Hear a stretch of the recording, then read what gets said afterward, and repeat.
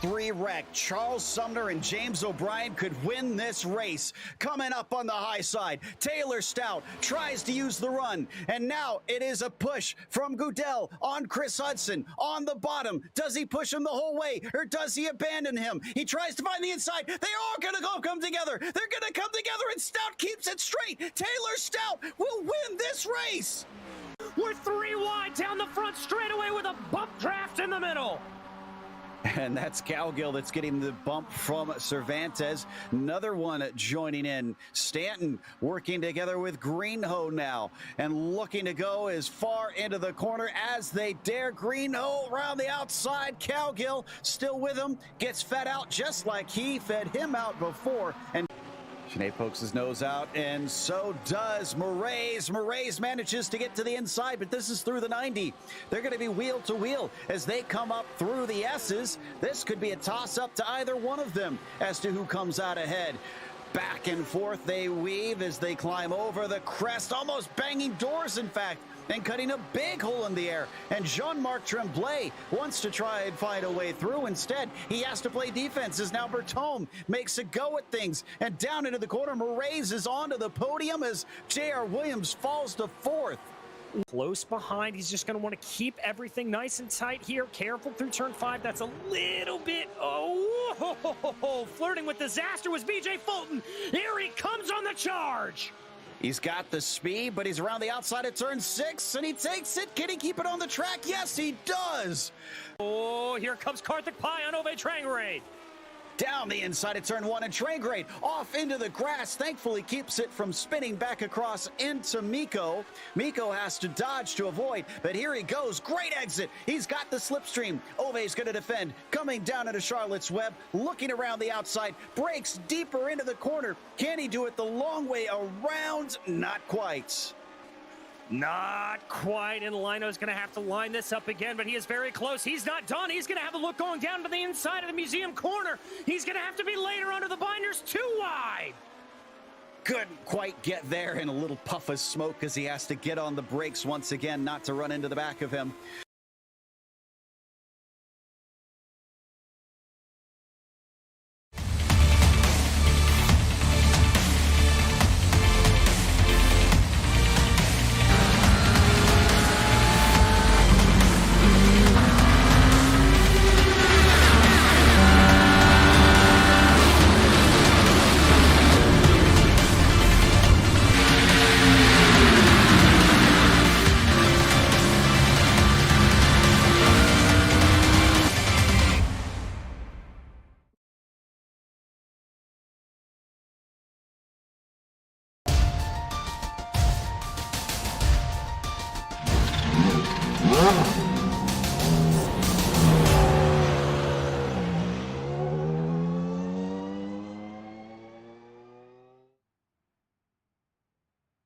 Have you ever been to a super speedway?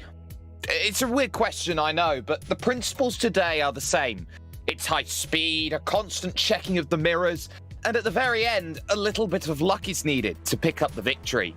In upstate New York, the speedway of road courses Watkins Glen is about to play host to the Absolute Beginners League for their 5th round of the championship, and we're here live on the Global SimRacing Channel. Good morning, good afternoon, and good evening to everyone watching around the world for today's action. I'm Jake Sperry, leading you to a fair land of wonder and battle today, along with Derek Watson in the booth. Zach Johnson has an eagle eye on everything today as director, using cameras provided by Dougie Beard.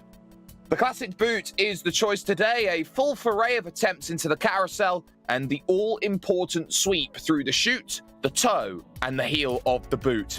Let's understand more about today with our GSRC track guide.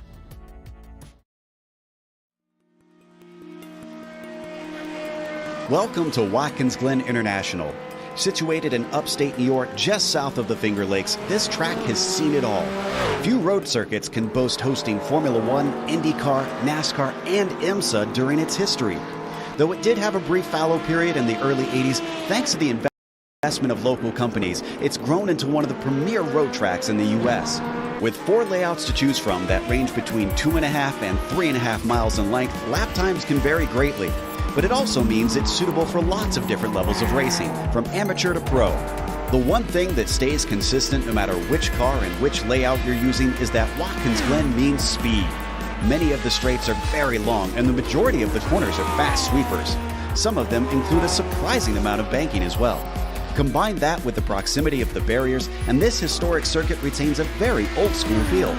Drivers in lesser-powered cars can expect drafting battles, while higher-powered machinery will test the skill and bravery of their pilots. Some of the turns are visually iconic, such as the carousel and the S's. Others, like the inner loop, the chute, and turn 9, greatly challenge even the expertly skilled. And of course, we haven't even mentioned the drastic amount of elevation change drivers experience. Between its rich history and popularity among drivers, this track stays busy and seems likely to be that way for a long, long time.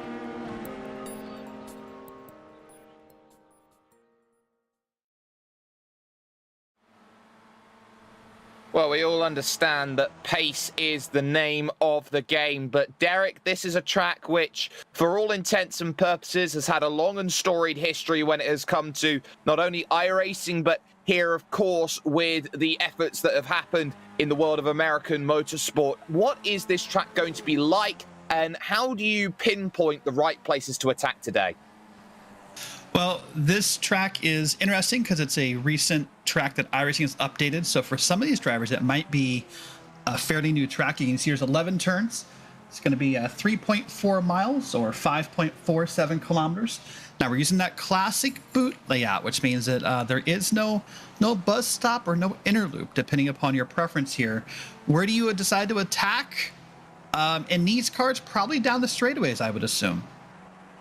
Draft here is very strong. Expect to be within about 1.2 seconds to give yourself that opportunity. But championship-wise, we head into round 5 here of the absolute beginners. It has been a runaway train at the front. Phillip Hammer has absolutely dominated. 4 wins out of 4 so far this season, and his only real challenger has been David Burns, who has been here for a very long time in this series and someone who can always make that challenge. Giuseppe Tellini currently in 3rd. It's a good scrap between him and Simon Mayer for that 3rd position. Mayer in 4th position. And then you've got JR Hoops, who rounds out the top 5 in the championship as things look. 76 points back as things go.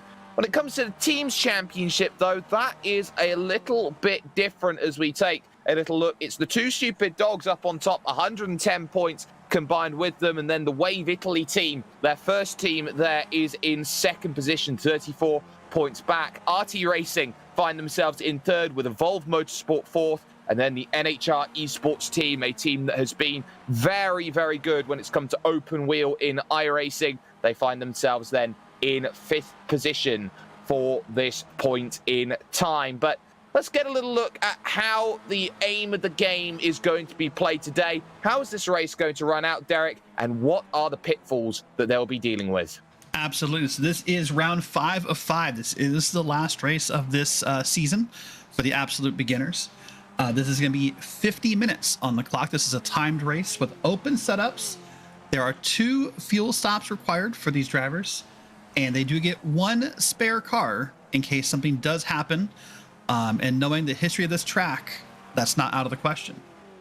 It certainly is not, and it's a track which very much is a road course that feels like a street circuit from time to time. It is always going to be a very tough challenge. I want to give a massive shout out today to the Majors Garage. Make sure that you check them out. They are home of the free Baseline Plus setups, so make sure that you get any help from any of the garage coaches 24/7. Sign up now for awesome, affordable monthly subscriptions, telemetry, coaching, and more by simply clicking on our link in the description below. Also, if you use our special discount code MajorsGSRC, you'll get 10% off of any purchase. So make sure you check that out, the Majors Garage, for your ability to go and improve your racing.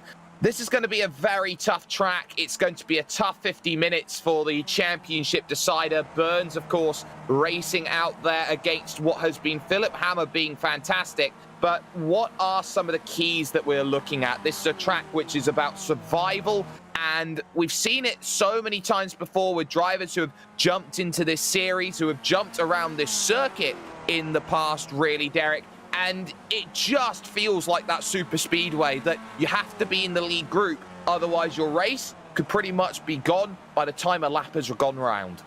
It really could. As you said before, about 1.2 seconds is the draft window. You get behind another driver within that window, and you're going to start to pick up that slipstream of that draft. And there's realistically, without the buzz stop here, there's 2 long straightaways to make it happen. There's the front straight where the start finish line is, and there's a straight on the back here where we're not using the bus stop. You pick up a lot of momentum in order to pick up that slipstream. And we're even seeing this here in qualifying. You can see Giuseppe Tellini, top of the times here, about halfway through, 7.5 minutes and ticking here in this qualifying. And what's key is that you can see that gap is about 1 second to 4th place at this point in time. Now, one of the keys is that's a huge tank slapper there. The Braun-esque liveried car finding trouble. That's Josh Brain, who puts himself in the wrong position.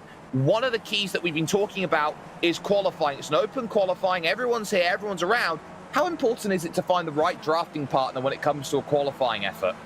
You know, it really is important because if you don't have a drafting partner, your qualifying times and your race times will show that. But you got to find someone you trust, someone you can predict their line, someone that you know is someone that you can work with and almost have a nonverbal communication with about what to expect. Because if they're going to be moving around or breaking that draft, then they're not the best partner for you. Or, you know, you could just go too wide up the very difficult turn number 9 out here on circuit. Off camber all the way. JT Koppinen and Johan Dorsers there fighting out there, just about trying to get what they want. David Burns moving up second fastest on the clocks then with a 2:07 flat, dragging around with him Wojtek Potaszek. So we're seeing these times, and they are going to pretty much come in waves. You're going to see certain drivers do well. Remco Pleischer moving up then into 4th position. So we're seeing here these times, and they are going to effectively be, okay, it takes a couple laps to get the tyres up to temperature, but once they're there on lap 3, lap 4, lap 5, you've really got an opportunity to improve. You really do. And what I love here in this camera shot we're seeing is that guy in the back, that third car, if that's lined up correctly, could benefit more than what you'd think by how drafting works. So that's actually a good move if he can stay close enough. In that shot, I don't think he is, at least not when they were 3 in line. But that could be a big move there if you can line it up correctly. That's a pretty awesome livery there, by the way, with that zebra stripe. Absolutely, the Wave Italy sim racing team there. And you're seeing here for Giuseppe Tellini, who is top of the times, on board, just taking that run out of the carousel, down the hill into effectively the instep of the boot, down at the chute. You can see the car always wanting to slide out. Very rear happy are these Skip Barbers, who have been out there on the service for what effectively has been one of the longest tenures. They did have an update a few years ago that really made, you know, a few ums and ahs about does it feel better, does it not? But this Skip Barber and the way that it runs, this is the sort of car that you look at, you can go and attack. I always say, when it comes to tyres, it's the one car that I never have to worry about. I saw an endurance race once, Derek, around this circuit of all places, and it was a 10-hour endurance race, and they only had to stop once for tyres. That would be, wow, that is the longest, like 5 hours a stint. That's a lot of tire use. That's amazing. Absolutely was, and of course it's like having 4 Oreos on the side of the car. Moving through then turn 10 in towards number 11 then. Potaszek moves up then, 3rd fastest, and does so. He's just 0.4 of a second off the pace now, and the charges are starting to come into play. Dorsers making his run then to the stripe, and of course, because this is open qualifying as well, this is really crucial to keep in mind, Derek. When the clock stops, every driver is allowed to finish the lap that they are on. Yes, they are. And we're watching here with Giuseppe Tellini here is the 3rd car in line we were talking about here. And he is currently on the pole with a 2:06.728 with about, 3 minutes left here, 3.5 minutes on the clock. Yeah, and that's always going to be a little bit concerning. What is concerning is how far down the order Phillip Hammer is at the moment. Championship lead has only had one pole position this season. He's rounding the final corner. He's currently 12th fastest on a 2:08.1. So the Hammer really needs to nail this one down, and that is much better. That's a 2:07.2. He's about half a second off, and that's good enough for the outside of the third row. Yeah, currently it is. I was going to say, as we were talking about that, the guy who was most happy to hear you say that, of course, would have been David Burns, because that points lead is decent, but it's not unbeatable if David Burns has an amazing day. No, I'd certainly agree on that. He has certainly been quick, but questions are about how much he needs out of it. They can see the inspired mid to late 90s Jordan livery there of David Burns as he looks to charge through the snake on the front, chasing down that ever-inspiring car of Wojciech Potaszek here as he runs the old mid-90s Williams livery through turn number 10. And this is what you see with drivers, especially in these lower categories, these lower formulas, the inspired designs that come out through the likes of the creativity that is there. You always see drivers try and get their most representative livery out there. No improvements for either driver there as they made across to the line, but they still have 2 minutes on the clock. So questions to be asked: who can put themselves in the right position to get that magical lap sorted? Yeah, I know we're watching on camera here. Privately, I was watching Phillip Hammer. I don't know what's going on. He seemed to have missed the memo so far about this idea of being in the draft in the 1.2 seconds. He was laying well behind Josh Brain, and all of a sudden this went around him. And so I don't know if he's decided to make a deal to pull Josh Brain around or what happened, but I'm surprised here. I mean, I know Phillip Hammer is 6, and that's a good number, but compared to others, he's a little off right now. Well, this is what you start to find. Drivers are looking for positioning here, and I think Josh Brain has certainly done well in that Braun-inspired livery. He's been giving himself a real opportunity out there. Hammer to the line then. He puts up the fastest time of them all. 2:06.6. You do stand corrected there, Derek, because that is an all-important lap. And Josh, I think's understood. Hammer's fastest. What do I want for my last lap out there with less than a minute on the clock? Just get behind the fastest driver in there at the moment. And there is Tellini, for example, who's there, and he has a little moment. So this lap, he's not going to get around to get another lap from this point on the circuit. It's a long lap, 5.43 Ks. So this looks like, obviously anyone can still pull a lap out, pardon me. It's not just Tellini. So we'll kind of look around. I see... trying to see who's next that could be in a pool here. Wojciech, I believe, P5 currently is the next, as we just see him on camera here, is the next person that could potentially pull out a lap that's in a draft right now as they're coming out of turn 10. No, sorry. Yeah, out of turn 10 into turn 11. And we'll see what happens here if they can get this up on a good scoreboard time.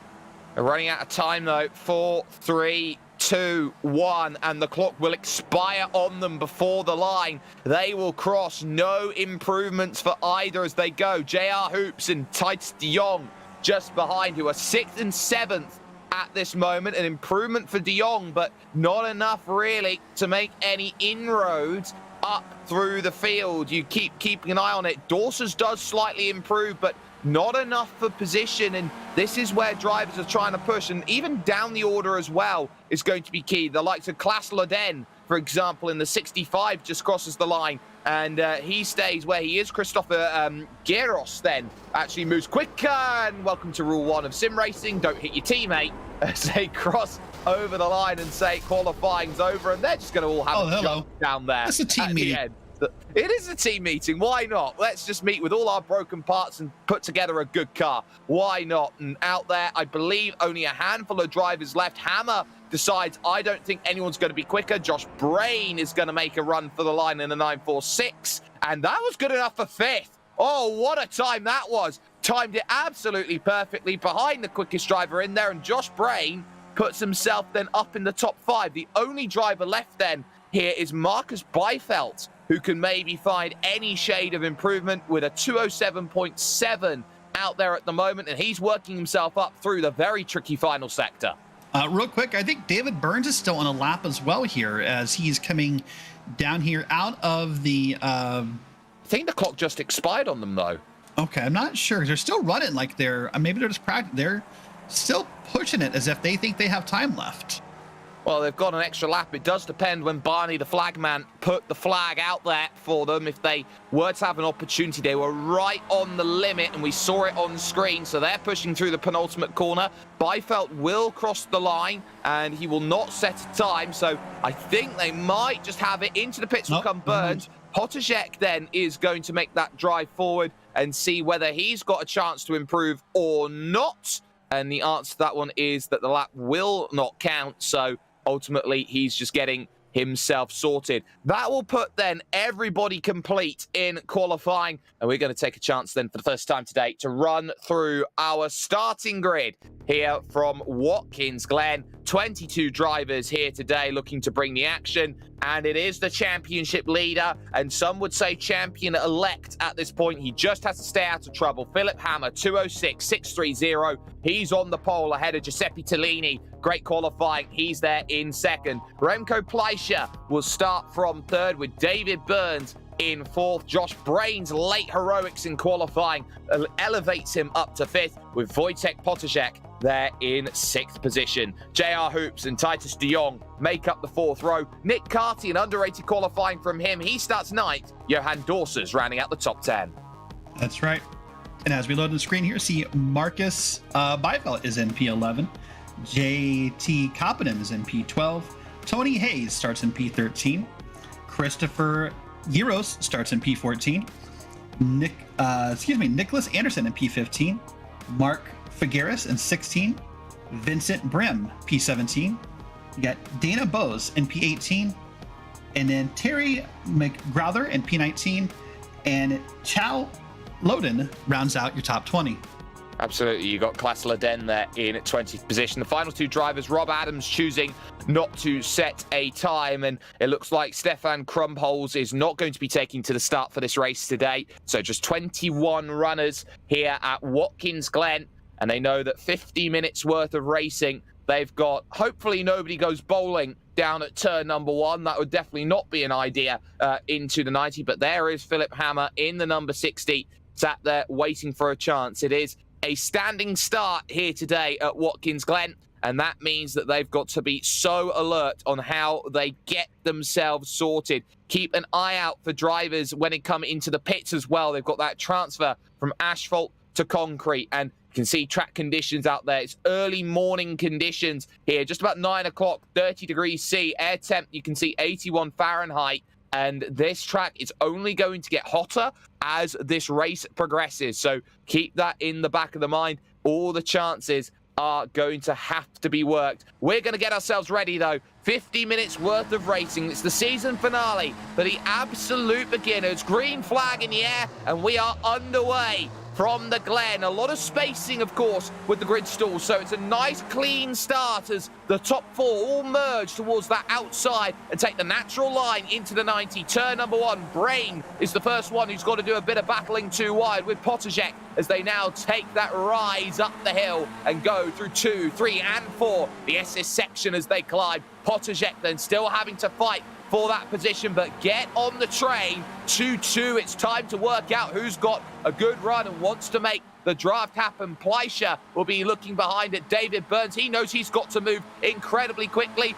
Maybe Giuseppe Tellini wants to make the move to the inside. He will. So we've got a battle for first and a battle for fifth on the back. Certainly do. You got a battle for first here. Current at this moment, Giuseppe has taken the lead here, coming down through the outer loop, up to the carousel, and starts to hit into the boot section of the track. Down the chute he's going to go, and you see here Phillip Hammer's not going to let it go, and we're going to see what happens as we get down here, getting ready to hit the toe here at Watkins Glen.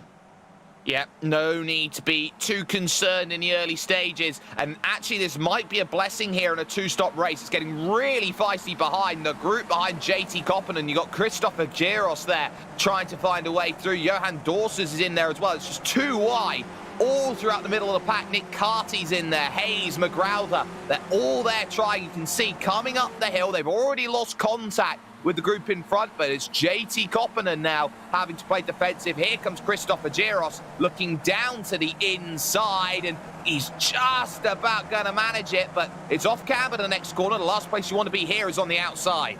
It really is here. So there's still 2 wide here coming through turn number 9, and they're going to get a small straightaway here before we get up to the penultimate turn of turn 10, sorry, here. And they're still 2 wide. I'm surprised they're not trying to sort this out and figure out a draft, but they've both decided they want this spot.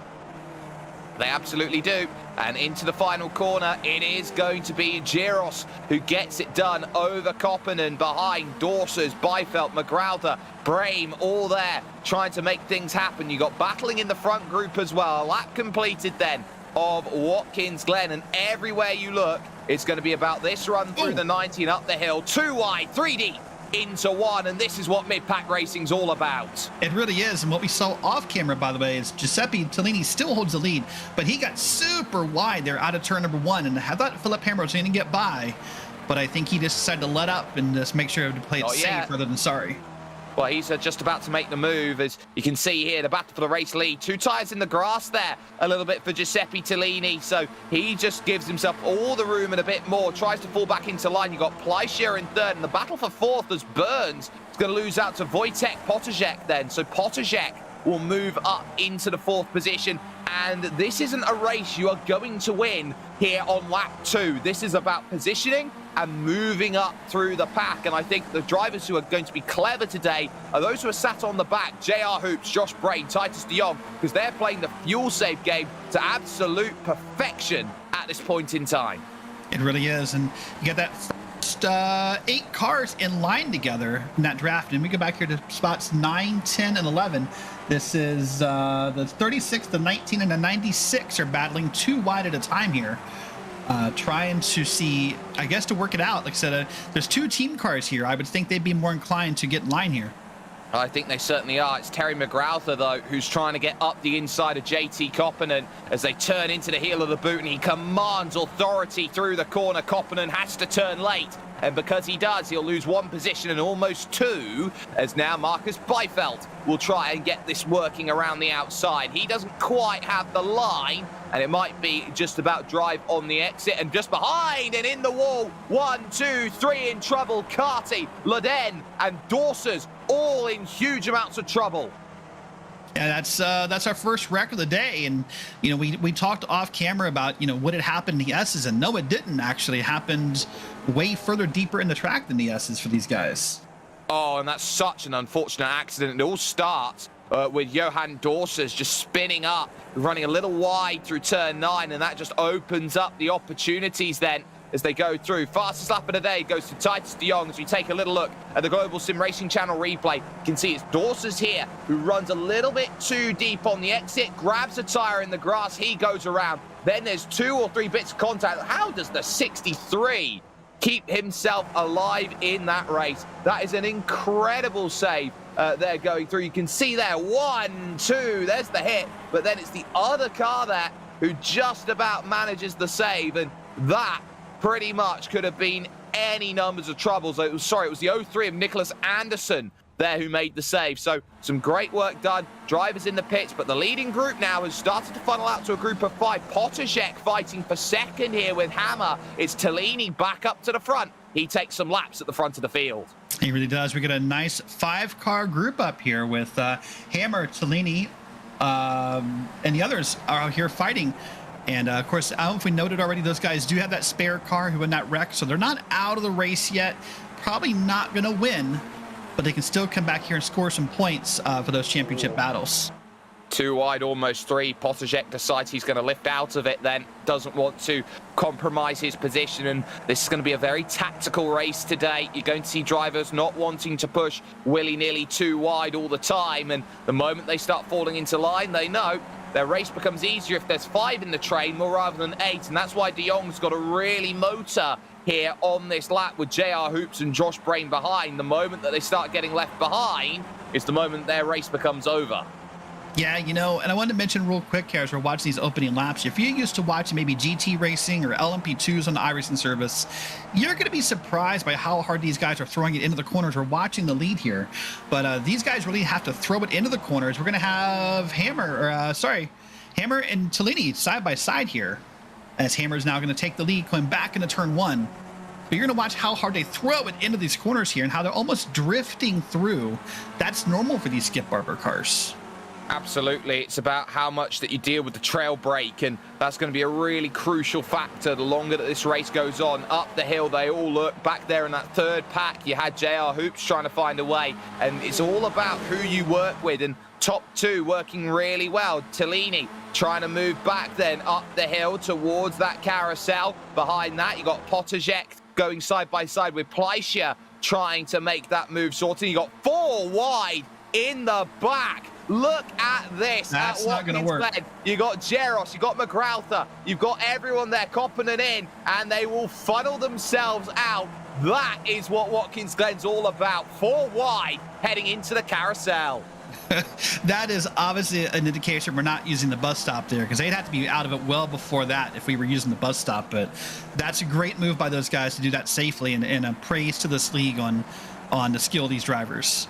Absolutely, and these are, well, the league is absolute beginners, but that was not an absolute beginner move by any stretch of the imagination. They still fight behind as Koppinen continues to race around with Beifeld. They've got to get back into line if they want to stay with the two in front, Christopher Jeros and Terry McGrauther, as they continue on their race, moving to the heel of the boot. And this just feels like on a 2-stop race today that they've just got to be alert to how they want this race to play out. How do you want to be in position? And this might just be the sort of day here, Derek, where you want to try and coordinate with someone on stop strategy. This is such a draft-dependent circuit. The last thing you want to do is be left as a Larry No-Mates going into the pits on your own. Yeah, you know, that's very true. With this league having team standings and team points, I'm imagining hopefully those teams are within range to work together, sort of like what a NASCAR fan would know for like Daytona or Talladega to be here. But yeah, you're right. If with this draft as powerful as it is, and we saw that in qualifying, being alone is probably not the right play here. Definitely isn't. Big lockup from Koppinen then as we go up to the leading group. There's Koppinen just running a little bit wide off of the exit. You can do that here at Watkins Glen. You've got that big curb that's there to be a deterrent as you go over, but these light machines, these nimble Skip Barbers, they are going to be effectively driving over that as if it's asphalt. So they've got that opportunity as they crest the rise and go to attack. Oh, just trying to find a lane. You can see big serpentine going on, trying to shake the draft away. And this is what makes this track so very deadly and difficult. We're almost 4 wide again, by the way. It's 2 groups of 2, but you're going to see drivers want to shake that draft away. We know how powerful it is. We know how strong it is, and you want to be able to break away, and it's so difficult to manage that in a race like this. It really is, and that was really close as they're coming out through this corner here. I thought for sure, thought they were going to make contact there. Big shout out real quick, JR Hoops just set the fastest lap of the race last time by, so he is trying to make moves, currently sitting P6, trying to see if he can catch up to those top 5. The unfortunates, though, of what he's got to do is that he is in a position with Titus de Jong. They go 2 wide into the heel of the boot, but they're just now outside that cusp, which says that they are within 1.1 seconds. You can see the gap there on your timing tower is about 1.5, 1.6. That's when the rubber band starts to break, and effectively they are racing amongst themselves right now for 6th, 7th, and 8th positions in this one. Front 5 clear, and it's still got that championship battle there. Burns on the back of this group in 5th position, and he's up against the driver leading this race out there at the moment, who's won every race so far this season, Phillip Hammer. Yeah, he is. And by the way, I just want to say, we've been commenting on all the close racing and the 4 wides in the back, but Hammer and Tellini have had a lot of fun here, swapping 1st and 2nd. This is not a runaway race by any means. This could be really interesting as we count down the minutes on this clock to see maybe who makes the last pass or who sets it up correctly, because these guys are going for it and just swapping this lead back and forth. They absolutely are, and you can just see it everywhere in this field, just miniature pack after miniature pack. To the inside goes Giuseppe Tellini, and this will be his stint then at the front, and they've been very cordial, dealing with their own races, and Tellini's got everything to fight for here today as well. He's got to defend that third place in the championship. Yeah, you know, maybe in a little bit we can talk about it. You know, we showed the top 5 in the points, but really 3 through 7 in the points here is wide open for those guys. It's a very narrow gap. So there's actually a lot of racing here beyond just first and second for who could finish where in the points when this race ends here in about 38 minutes. Yeah, so they've got themselves chances and opportunities, but 38 minutes down the road, this might be a completely different story in terms of how this race is won. It's really started to heat up in that second group behind. You've got the likes of McGrauther in the 888 car in ninth. Look at this. It's all formed back up again. 1, 2, 3, 4, 5, 6, 7, 8, 9 car train back to Dana Bowes in 16th position. This is always going to be difficult because you get a big pack like this that all wants to get to the front, and effectively something always seems to bite a big group like this. It really might at any point here. I mean, look at us there, you know, 2 wide, 2 and 3 deep at this point, trying to sort this out. So they're going to come out here through turn 9, and it's just so interesting to watch. Oh, up in the grass, but he saved. That's a beautiful save there. Yeah, JT Koppinen up there in the grass ever so slightly, but he manages to get the car sorted and fixed right up to the limits. You can say that he uses all of his road tax when he's out there on the track, so he's doing well as Giuseppe Tellini sets fastest lap then of the race there, 206.602, but as they fall almost perfectly back into single file, they know this is a long race. 50 minutes doesn't seem like a long race in context, but when you're racing in such heavy conditions like these, heavy battling, lots of pack mentality, how much of a mental drain is that when you are constantly looking in your mirrors? You know, it's interesting you say that. Time is almost relative in this race because right now for Tellini and for Hammer, those 30-some minutes left on the clock feel like an eternity trying to hold on to those first 2 spots. But if you are McGrauther or Koppinen or Brim or Beifeld in the back of the field, it's going to go by so quickly because you want to catch up. It is the same clock, but it doesn't feel that way depending upon where you are on the track.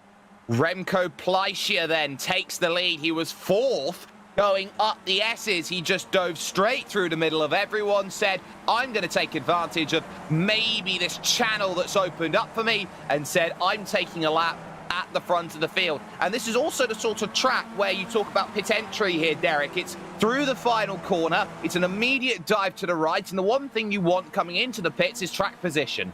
You want track position, and you want to hope that everyone behind you realizes that you're using that lower lane and that everyone respects the fact that you're pitting when you're ready to pit in here. Of course, as we said, there's 2 stops required.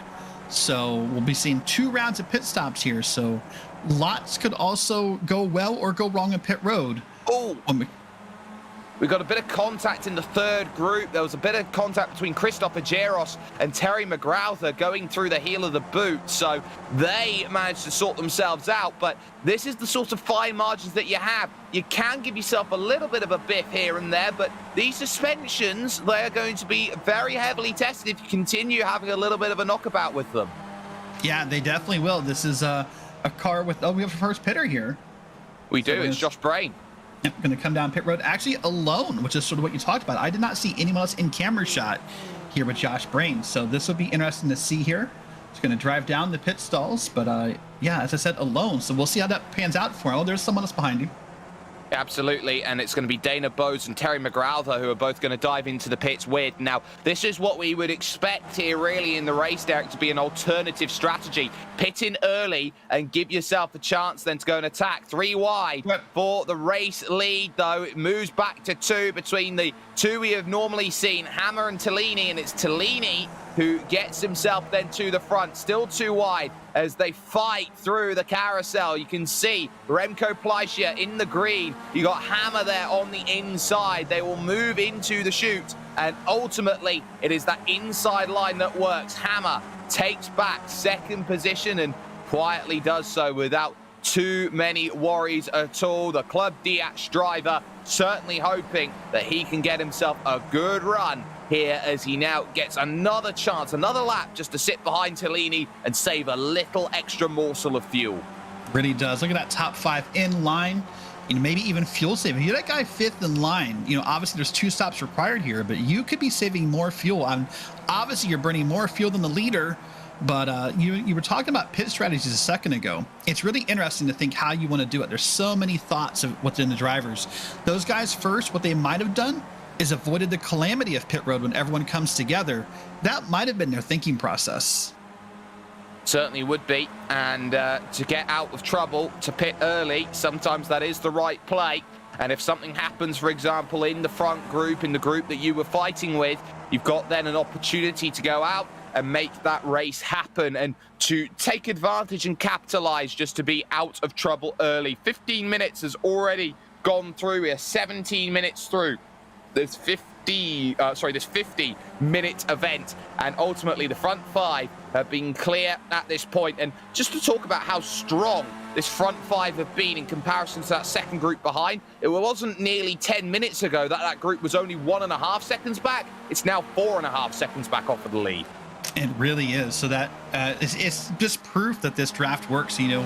Consistently, as I feel like as we focus on that second group, you see 2 wide racing, 3 wide racing, 4 wide racing, and while it's exciting and we love seeing it, it's hurting their chances to make the leads. We got a 2 wide here again between with JR Hoops here coming down into the outer loop.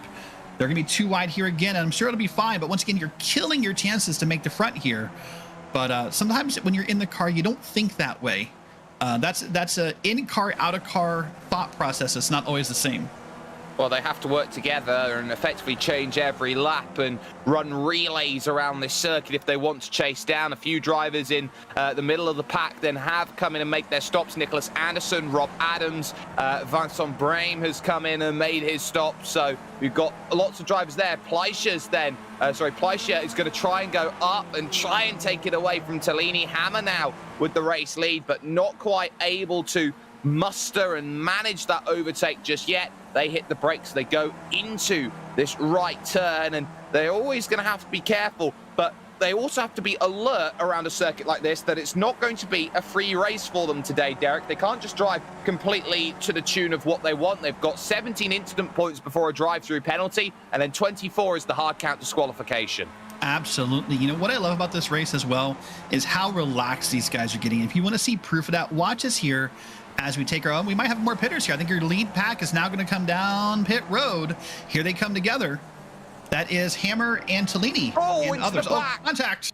Potterjek into the back then of Remco Pleicher, and that was not the plan. That was not the plan at all. We talk about pit entry being very difficult. Everybody was checking up. I think Potterjek's got away with damage. I think Pleicher's got away with damage immediately on the radio. Potterjek was apologizing there to Pleicher, but that is just how dangerous pit entry can be. It really is. And if you want to talk about a prime opportunity, not that there's one to get damaged, but you're already down pit road. Use your spare car, get that damage fixed. Not that you ever want to take damage, but this was the right moment in a weird way to have it. You're already there. It's not an extra trip. Well, they're all exiting the pits. Oh, what a battle off the lane. And this is going to be huge. Hammer's done well. That's going to put then the lap down Class Laden up a little bit. But look who's now on the front of the train. That's Josh Brain, who made the undercut on everybody else. He's up to second. Yeah, one could say it's a big brain move that he made there if this does work out for the rest of the race.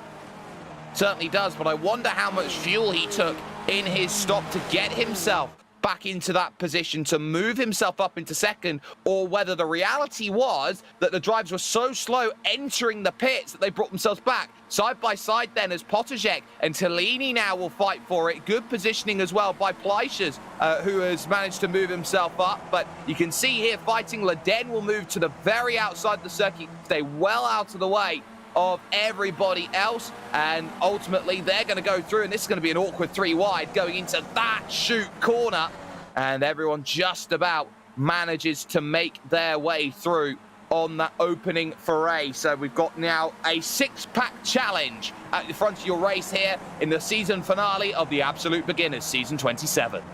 We really do. You know, and before pit stop started, we were talking about how comfortable these guys get. If you want to see proof of it, watch them take these corners. You know, lap 1 down through turn 1, or some of us call it the 90. They were just right on the inside here. Watch them. They're going to track out. It's almost like the more comfortable you get, the further you track out here at the Glen. That's a good way to see that they're starting to feel comfortable in these cars.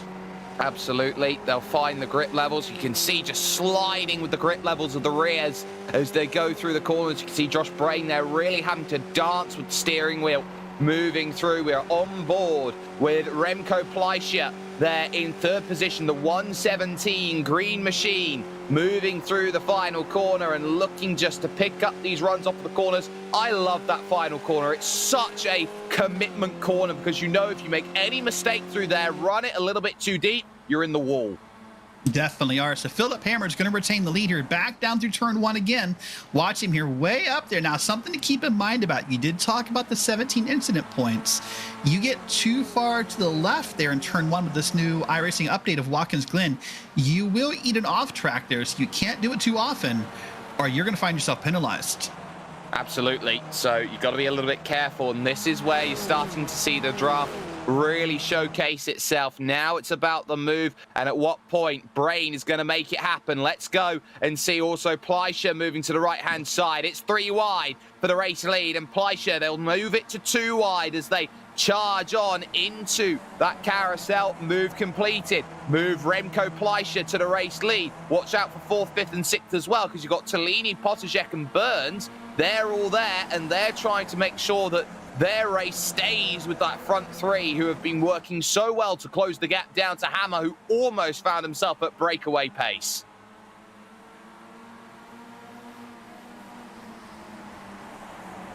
Moving through then the toe of the boot and back up forward then across the sole towards the heel. This has been an important race so far. It's all been about checks and balances so far in the front of the group, and they know that this is going to be a long race, that they cannot guarantee their result right now, but they've given themselves a great ticket. And Derek, we talk about this, a ticket to the end. This is what this sort of race sort of is predicated on. It really is predicated on this being set up to be there at the end. It's not always about where you start, you know. It's about where you finish and how you get there, and the moves you make and the ideas you have and the strategies you form to get there. Listen, I mean, right now, Josh Brain is a key example of that.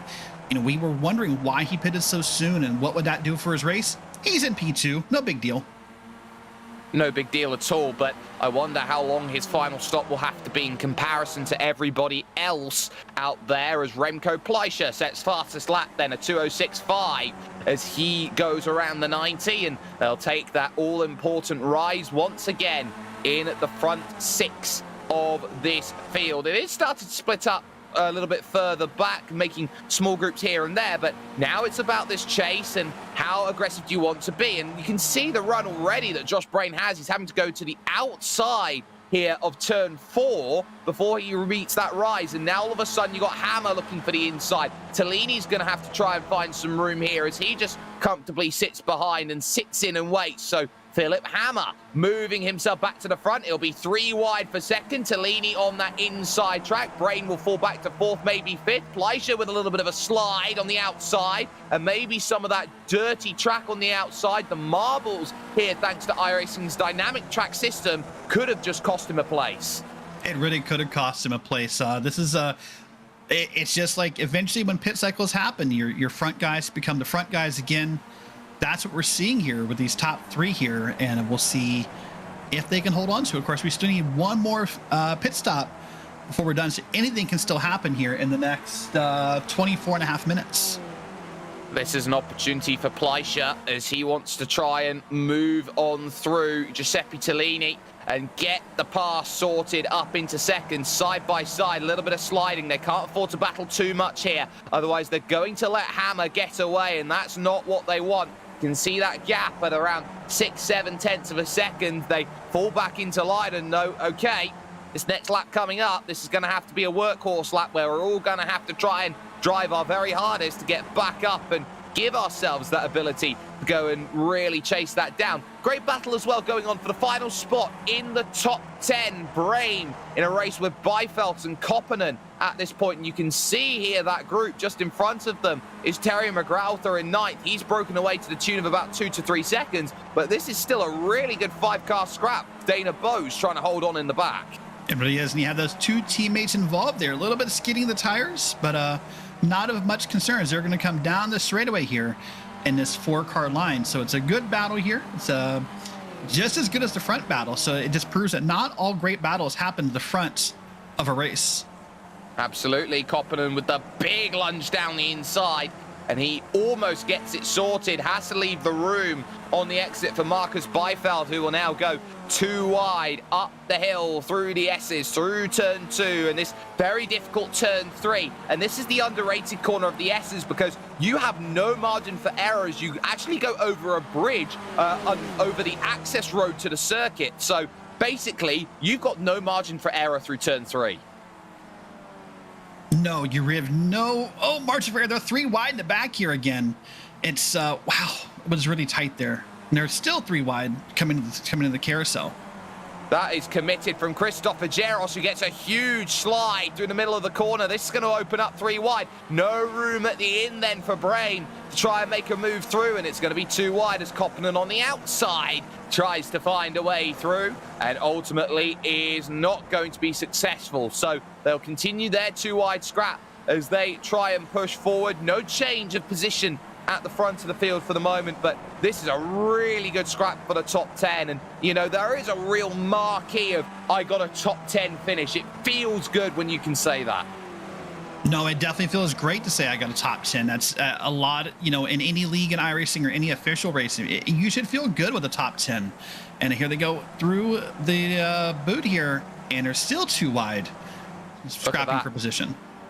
Up and under. It's like you're knitting with race cars at this point in time. And Christopher Geros then trying to open up opportunities, but Koppinen has just done enough to hold that one as they head to the very difficult turn 10. It's more of a transfer corner than an overtaking opportunity. And as such, that brings itself into a completion out there on circuit. Let's go back up then to the front of your field. Lap 14 of this race. There is Phillip Hammer, who, if things do stay like this at this point in time, Derek, he will be crowned the absolute beginners champion.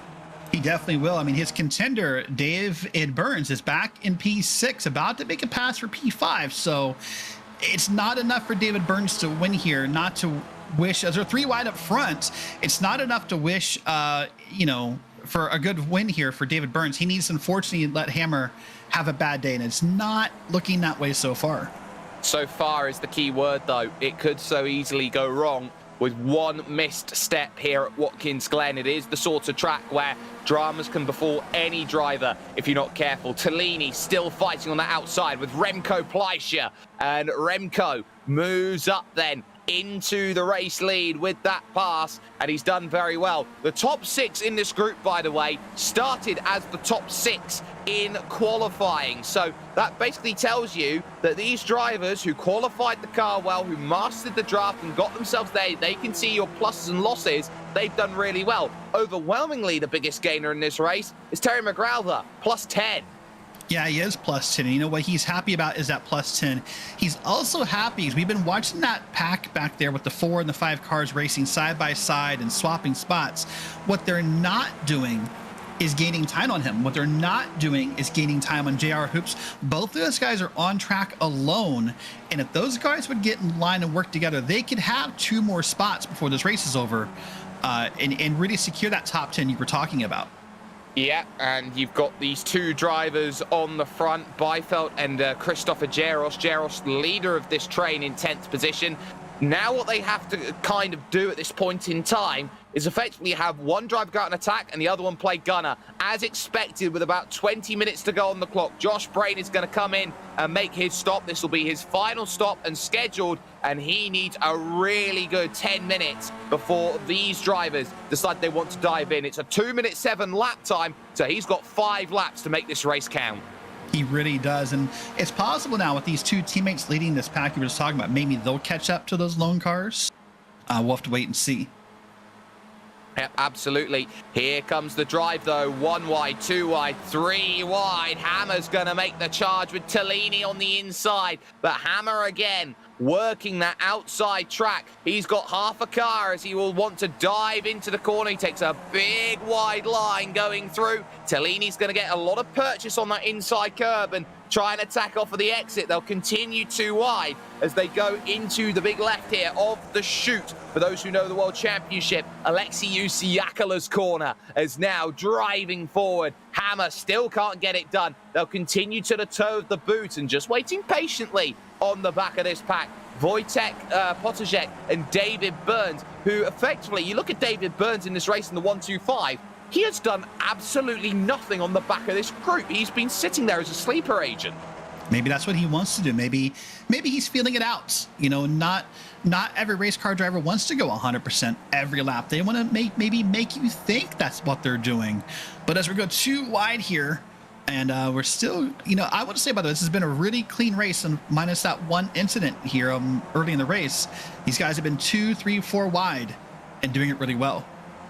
They certainly have been, and it has been a pretty strong race from them at the front. Worth noting as well, where in comparison Josh Brain has come out. He is behind Nicholas Anderson. He's got a bit of time before he reaches another car. You can see this secondary pack as well, continuing to fight for the top 10. Beifeld, Jaros, you've got Koppinen in there, you've got Vincent Brain who is there, and then you've got Dana Bose who is still holding on to the back of this group, giving himself some opportunities. And this is what you're starting to see here with a race like this. Drivers have a natural limit, and you're going to find that, you know, there's a lot of difference as in comes McGrauther then from 9th position, racing out on his own. So naturally, he is going to use more fuel, burn more fuel than some of his competitors around him.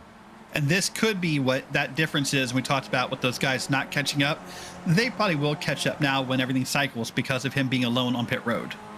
Absolutely, and as they crest the rise once again in this battle for the net 10th place, everything certainly is still in the offing. We've got 2 wide, 2 deep for the race lead, though. You can see it there on the front. Giuseppe Tellini down the inside. Suddenly trying to sneak away through on the inside is Remco Pleischer, who wants to try and find that way forward on Phillip Hammer. Not going to quite find it yet as they go through the chute. He casually drops back into line, and there's a lovely 2-car length gap that he could have slotted back into. Did so nicely. Wojtek Potaszek there is definitely bringing himself into play with David Burns there in 5th, and you can see those contrasting lines coming out of the toe of the boot, a much more shallow from Phillip Hammer as he tried to drive on the power up the hill in what is an incredibly underratedly hilly track.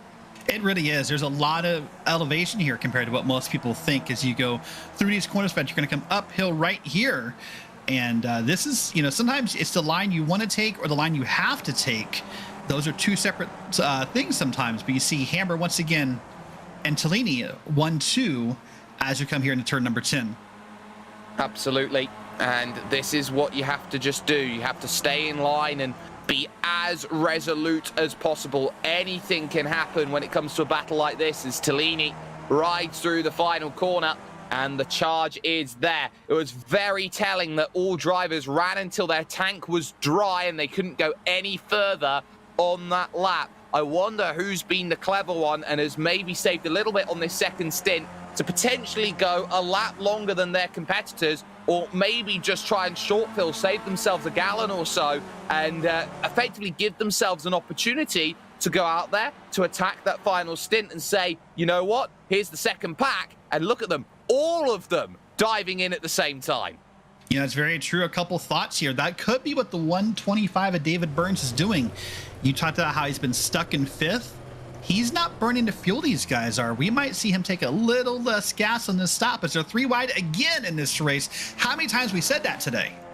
Too many. It's been, I believe, the course of the day. 3 wide at Watkins Glen, but as we've had that little look, it's going to be now Remco Pleischer moving back up then to the front of the field. Hammer 2nd, Tellini 3rd, Potaszek and Burns just playing the waiting game, and you could say that this is not going to be a guaranteed result. Any one of 6 drivers, you'd say at this point in time, are doing well. And you have to say as well, JR Hoops has driven really well in what has been 7th position for most of this second stint, right now 6th, because he's not lost any time to these drivers. No, what he has lost is the draft, but he's not lost any time. That's a real strong performance by him. At one point, had the fastest lap of the race. As you see here, he's coming up to the boots here, and we'll make this corner. Just watch him go through here. Cuts the inside curve maybe a little too much, but a good run altogether.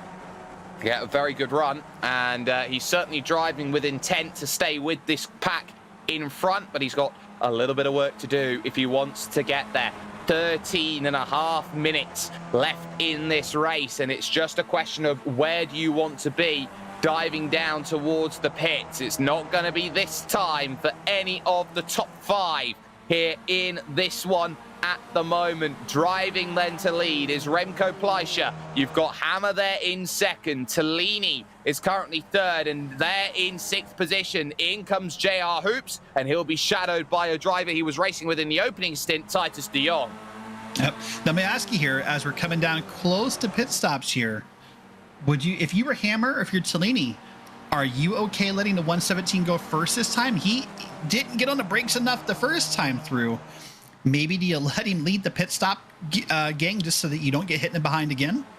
Well, this is what gets it dangerous right now, is that if everyone's scrapping to be on the race lead going into their stop, it's going to get a little bit more feisty, and you can see that understanding from the 20 of Tellini. He's going to make that move straight to the inside, and he is going to take the race lead away once again. This time, though, Pleischer is going to continue to try and hold the outside line, and now you're seeing both lanes effectively being covered as Hammer is on that inside, and once more it is a settle back into line for Remco Pleischer. He doesn't want to be aggressive. He doesn't want to really rock the apple cart here in terms of this race. He just wants to know his place, get himself into line, and when the stops come in, if he stays within that front group, he's got a shot of victory. That's the sort of race that we're seeing right now here, Derek, and the question now has to be asked, who's going to be the driver who maybe tries to go for a fuel safe strat in the pits?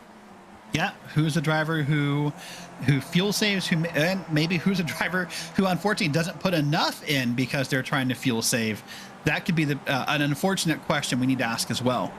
Longer stop for Josh Brain, and that's actually really telling if we can have a very quick dash up to him, because JR Hoops is just behind him out on circuit. So a longer stop for Brain, and that was always going to be the fear. He had to take more in the tank on the final stop, and now I think he's out of the battle for the race lead and potentially the victory. All drivers, though, call to pits. It is time as they hit their brakes and all look for their markers and their rev limiters. No such troubles this time, but it's pretty much nose to tail, and it's going to be a battle now on who's best on fuel.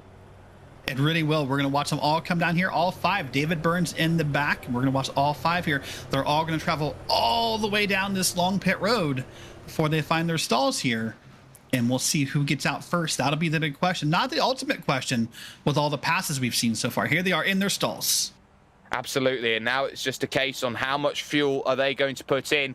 Brain and Hoops are now going to make their drives, hoping that they can stay close. First off the marks then is Potterjek, but crucially out of the marks and clear is going to be Hammer. But look who stayed a little longer than everyone else, Remco Pleischer. He's driven himself out of the race then for victory, and he will now have to settle for 5th place at best at this point in time. A nightmare stop where he took too much. Oh my goodness. Let me give you an example of what we're talking about for those who can't see the times at home. Phillip Hammer in his box, 11.8 seconds. And unfortunately, Ribco in there for 16.5 seconds. That is a big difference. Oh, and there's trouble. Oh, it's huge trouble. Car on 3 wheels going through the opening section. JT Compton, they're having to avoid the dramas then of what was Terry McGrouther upside down and rolling on the front stretch, was trying to bump Christopher Geros out there on circuit. And look at that. Oh, he's up in the catch fence. That's a huge accident.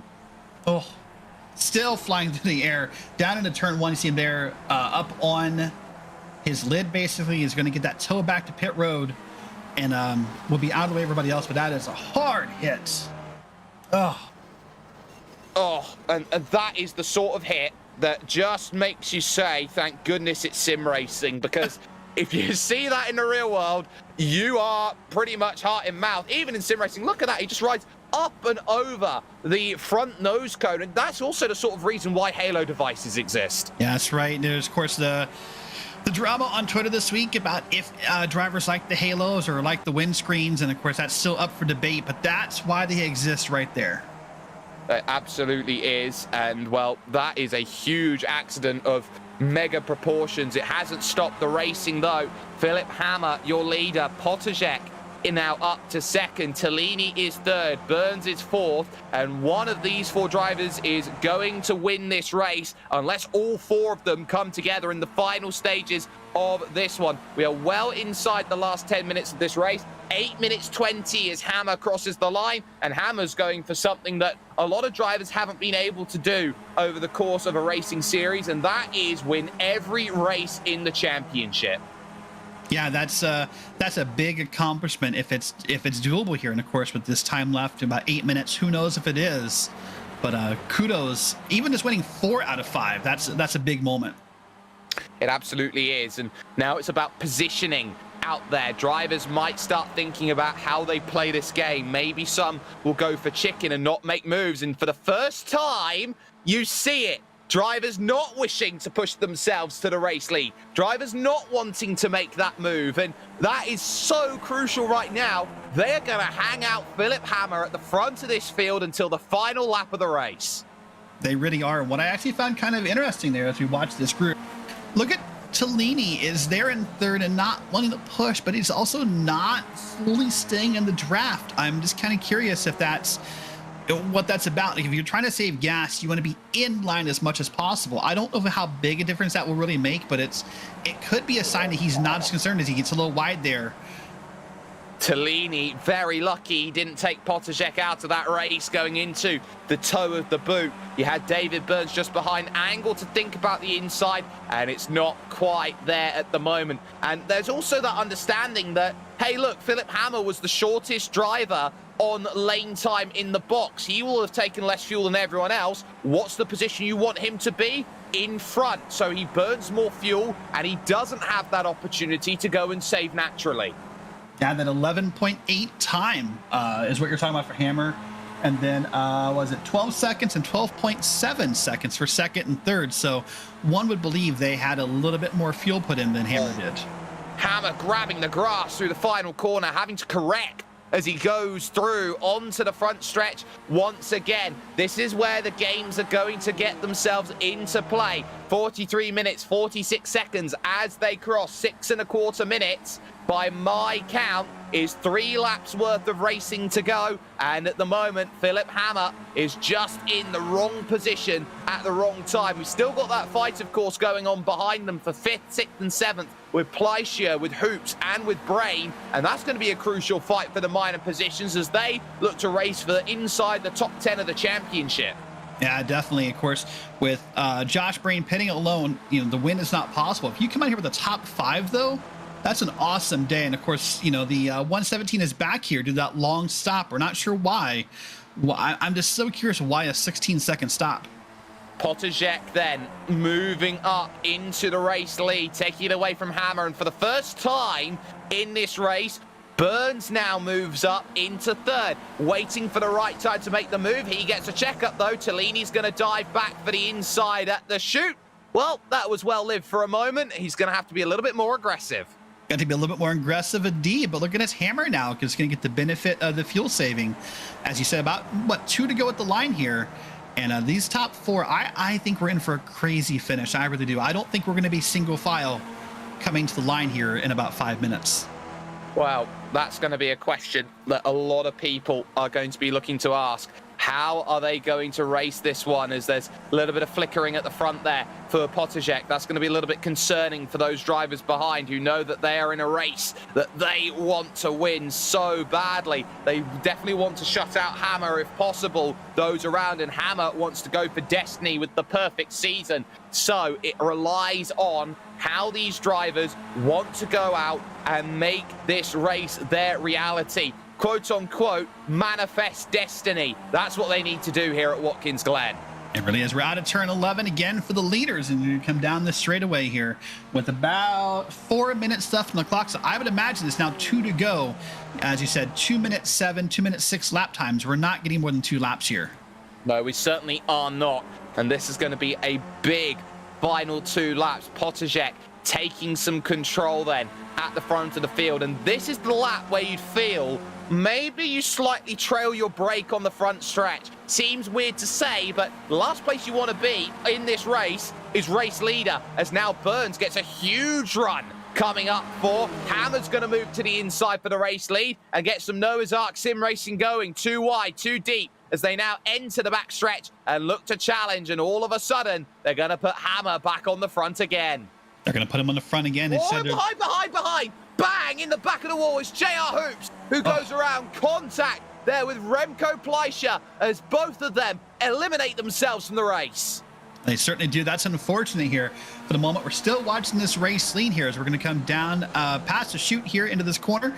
And we're still just waiting to see when that jockeying is going to begin here for who's going to want to take the lead here, or who can take the lead, who has the right setup to make this happen.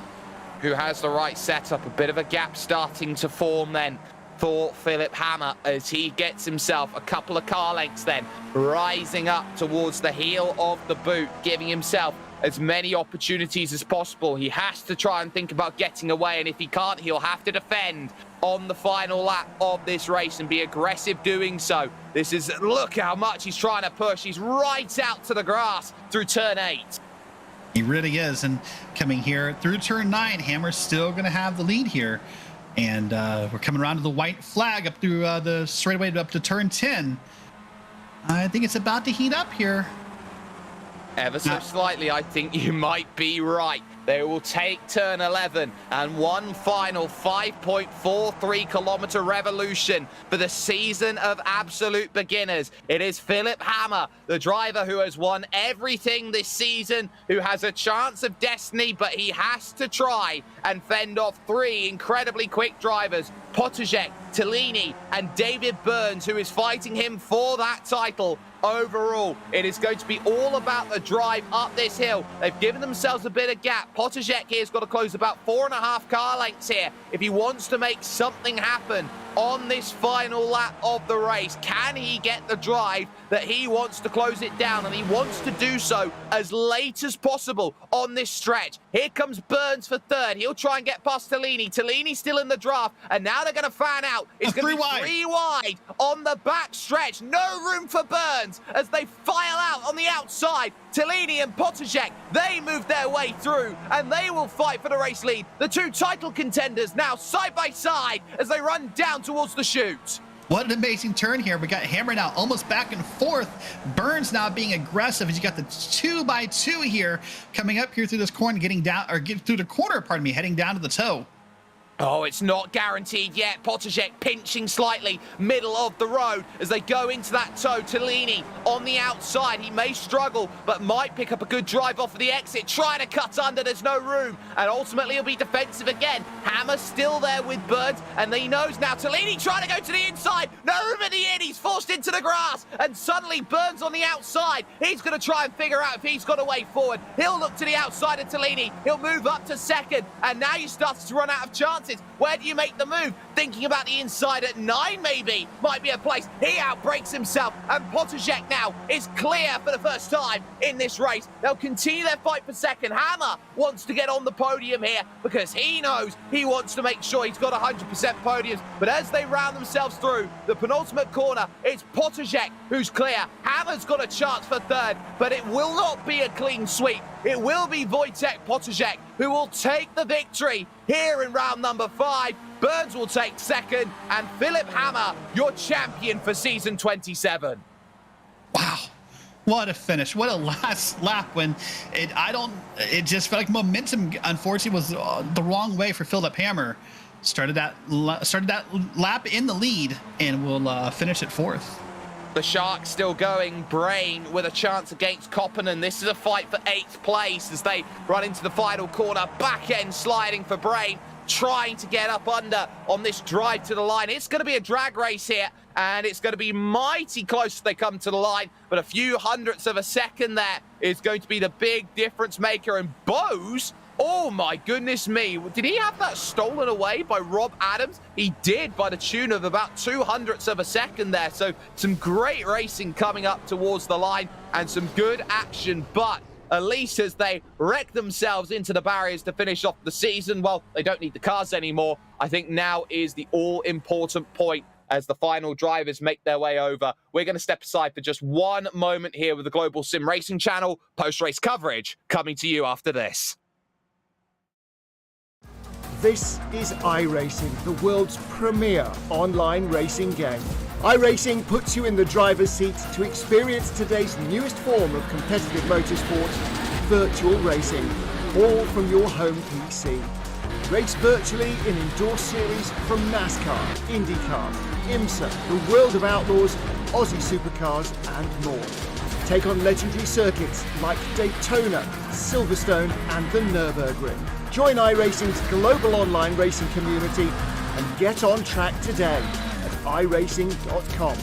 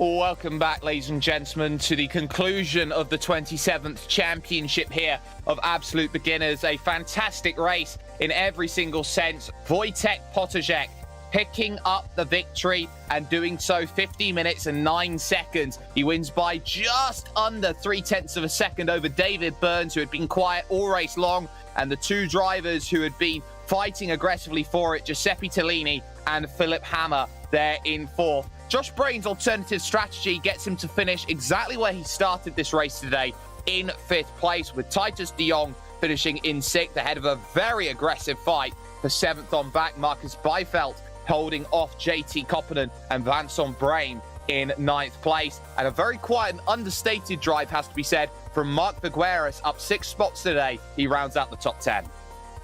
Let's go and take a look at spots 11 through 20. Here you got Rob Adams in P11, Dana Bose in P12, Tony Hayes in P13, Nicholas Anderson, Johan Dorsers in 15. You got the 65 car here in 16th. You got Remco Pfizer finishing back in 17th. Unfortunately, after that wreck, we saw 2 laps down. You got JR Hoops in P18, Christopher Euros in P19, and Terry McGrowther will round out your top 20, 5 laps down. And then the final driver there to take part in this race, Nick Carty, out on the second lap and not making it to the start, Stefan Krumholz, then effectively ending the race there for him. We're going to take this chance, though, to grab in a couple of drivers. First and foremost, we'll get a chance to talk with Wojtek Potaszek here today, a victory overall. Wojtek, that was about positioning. towards the end. How crucial was it to put yourself in the prime position, second position, third position, coming along towards those final laps, and as you had that opportunity to go and race, how crucial was the track position today? Well, to be honest, none of the move that happened was planned. Like I was saying this to David, that I'm good if I finish fourth. That Giuseppe and Phillip are just way too fast for me. And suddenly, when I saw that I'm on P2 on the last lap, I said, okay, let's give it a try. And I had this draft on the long straight and was in front of the Phillip, but still Giuseppe was, I don't want to say he was aggressive, like he was really fighting hard. And I knew that he's going to try to make a sort of the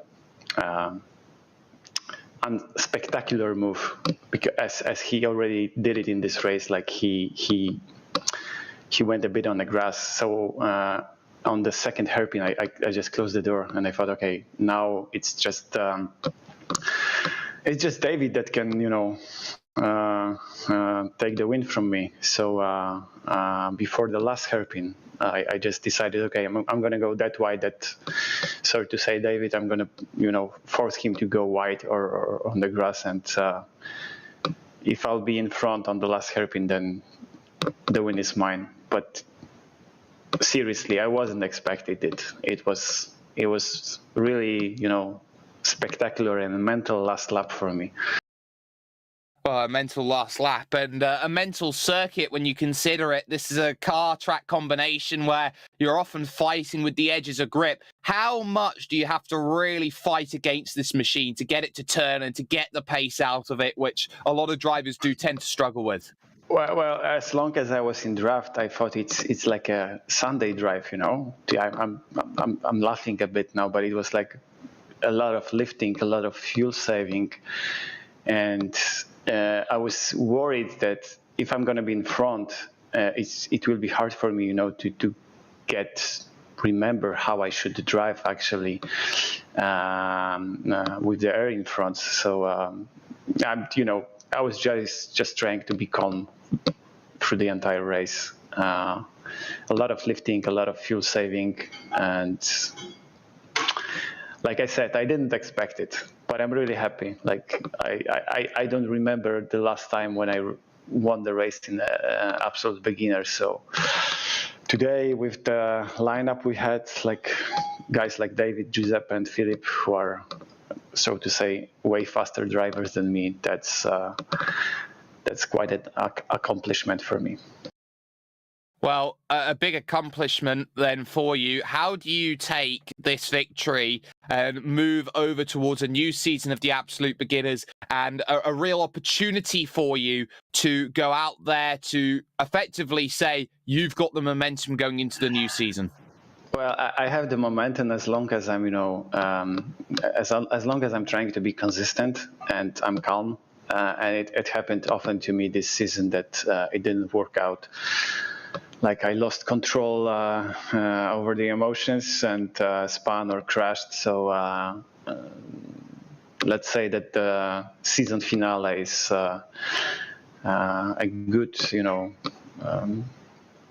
optimistic way of looking into the next season. Yeah, absolutely. And before we let you go here, Wojtek, shout out sponsors. Who gets it done for you? Oh, I don't have sponsors. I don't. And I really appreciate all the people that drive with us, all the people that donated for the league and to have a broadcast with you guys. So let's keep it going and let's look forward into the new season. Absolutely. Wojtek Potaszek coming across with a really, really big victory. Derek, you've taken that walk down the, I would say, virtual pit garages, and you've found David Burns. That's right, David Burns. Great job today. You started fourth today. Felt like you were in fifth place for a long time. Good run today, finishing P2. Yeah, my fuel strategy wasn't really working, though. I was trying to eke out an extra lap in both pit stops, but I was just, I could have risked it, but I probably would have risked running out of fuel going into the pits, because I was hoping to just go that extra bit and maybe gap some of the people, but maybe not. I'm just happy with P2, to be honest. Yeah, you did a great job in the draft today. Do you think if you had taken an extra lap that it would have helped or hurt with how strong the draft was here at the Glen? It probably would have helped me. I just don't like going in the pits with a whole bunch of cars in front. It's that where I know I brake, they might brake earlier, so I had to brake a little early. You can gain so much time in that point, so I probably lost a little bit there, but I'm happy with where I finished. Absolutely. So on the stream right now, we're seeing some slow-mos, and walk me through that last lap. Walk me through, you start it, I think you start P5, you end at P2, of course. Walk me through that thought process. Is there any point when you said, oh my gosh, P1 is doable, or what was your thought process through that last lap? I did think P1 was doable, but Wojtek put his car in particular. I'm really pleased for him to get the win, by the way. I'm really happy for him. I knew that we were going to have to be too wide for a lot of it, and I knew at the bottom of the boot I wanted to be on the far left side. Because of that extra runoff and because of no off track, I wanted to try and see if I could go as far on the outside, and I was so close to it. I could have made it too wide into the next left-hander, but I would have risked killing him, so I backed out of it there. But I was really happy with P2. I probably could have got P1, but it would have forced the issue, I think. And that's a very honorable thing to think that you backed out there to not cause a wreck, in turns 10 or 11 in order to maybe win a race. So staying in P5, was that part of the fuel strategy? We talked during the broadcast about how we weren't sure if you were fuel saving or just having a hard time moving up. Oh, no, that's how I race. If I can try and eke out the fuel to go a bit further with having 2 pit stops, anything makes a difference. It's just I didn't quite get enough to make it that extra lap. That would have made the difference, I think. Awesome. Well, unofficially, it looks like you're going to finish P2 in the points here in this season of Absolute Beginners League. So good job on that. Yeah, at least I won't live up to my 3rd degree name, so that's fine. P2 I'll be happy with. There you go. All right, well, before we let you go and enjoy the rest of your day, anyone, any sponsors you want to thank, friends or family you want to shout out to, anything like that? Yourselves, as always, for putting on a great broadcast, my fellow admins, and just everyone that races with us. It's a great bunch of people. All right, well, thank you, sir. That is David Burns. He finished P2 in this race at the Glen. He absolutely did. And, well, we have to upgrade the Burns count then from 3rd degree to 2nd degree then in terms of that championship effort. But that is pretty much going to put the curtain on what has been a pretty amazing season's worth of racing here with the Global SimRacing Channel. Some excellent action that has been coming along through. Of course, we are in week 12. Of course, and this has been so fantastic. We have to give a massive thanks, of course, to all of the companies here that help provide the software and hardware for our broadcasts, and you can find them up on screen for you. And we also have to give some additional thanks out there as well to the likes of June Lalonde. Her music is absolutely incredible, and her music is really wonderful. You can see the screen for how to get a hold of her great work. And of course, with the team that's been here today, of course, with Derek, with Zach, and with Dougie as well, you can find more info about the Global Sim Racing Channel at globalsimracingchannel.com or through our social media platforms. Also, if you've got any chance, please do check out our merchandise store at gsrc.storeenvy.com. Keep a link in the description below. So don't forget, if you haven't already, to like, to share, to subscribe to our YouTube channel as well, so you do not miss a moment of next amazing actions with Global Sim Racing Channel. We don't quite know when the next race is going to be with Absolute Beginners, but we've got all sorts of races coming up on screen that are flying on through with the likes of the Precision Racing League and many, many others. But up next in terms of what we're doing here tonight will be the Sunday drivers from Lime Rock Park. That'll be at 5 p.m. Eastern. Make sure you check that out. But until next time, race clean, race hard, and we will see you on the track.